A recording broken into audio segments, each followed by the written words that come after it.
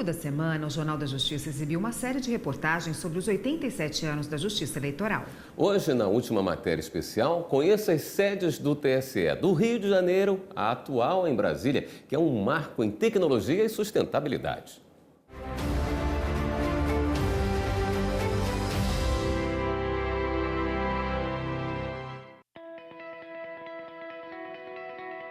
Uma obra arquitetônica que representa a evolução da Justiça Eleitoral nos 87 anos de sua criação. A sexta e atual sede do TSE é um marco na história do tribunal. O prédio, cujo traço inicial partiu das mãos do arquiteto Oscar Niemeyer, foi elaborado para abrigar, num único local, toda a infraestrutura do Tribunal Superior Eleitoral.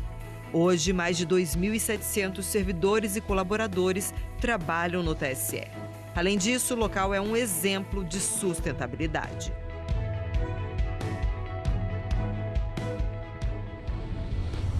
A história começa no dia 20 de maio de 1932, quando a Justiça Eleitoral foi instalada num edifício na Avenida Rio Branco, no Rio de Janeiro. Permaneceu por lá até 1937.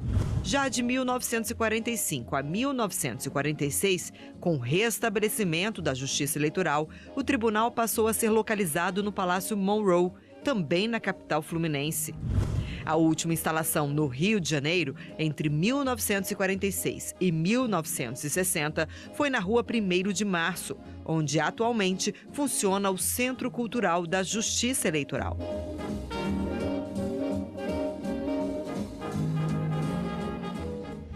Com a transferência da capital da República para Brasília, o tribunal também mudou de endereço, dessa vez para a Esplanada dos Ministérios, onde ficou durante 11 anos. Somente em 1971, o Tribunal Superior Eleitoral foi abrigado num prédio exclusivamente construído para ele, onde ficou por 40 anos. O local ficou pequeno para o tamanho da Justiça Eleitoral.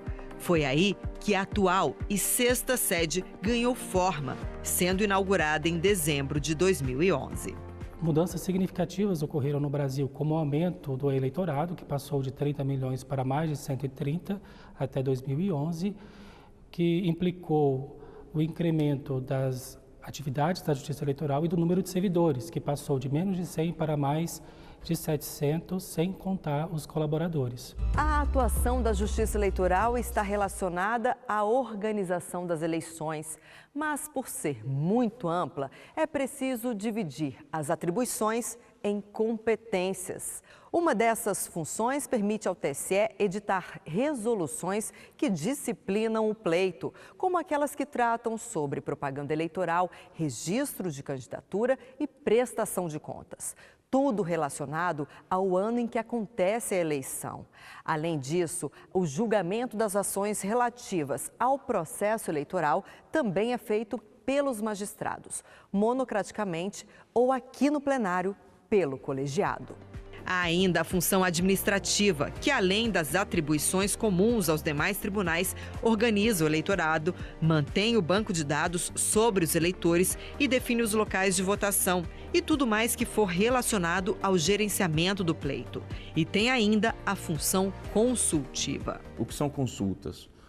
As autoridades públicas, partidos políticos, têm a possibilidade de apresentar ao Tribunal Superior Eleitoral uma situação abstrata, uma situação em tese, ou seja, não pode ser vinculada a nenhum caso concreto, e o tribunal responde a essa consulta que lhe é feita. Mas no país continental como o Brasil, a atuação da Justiça Eleitoral depende de um trabalho em conjunto, e é aí que entram os 27 tribunais regionais eleitorais. Ao longo dessas décadas, a Justiça Eleitoral tem prestado bons serviços ao país de uma maneira geral, desde o início, com a superação de uma era de fraudes eleitorais, de eleições a bico de pena e totalmente não confiáveis. Graças ao empenho de todos os servidores, colaboradores e voluntários, hoje a Justiça Eleitoral é um exemplo na promoção da cidadania e da democracia. Permite que mais de 144 milhões de eleitores escolham seus representantes num dos sistemas mais modernos e seguros do mundo. É uma conquista do povo brasileiro, uma conquista da nossa democracia e é algo que o país tem que se orgulhar, porque a Justiça Eleitoral tem contribuído de forma decisiva e bastante atuante, bastante presente para a afirmação da nossa democracia.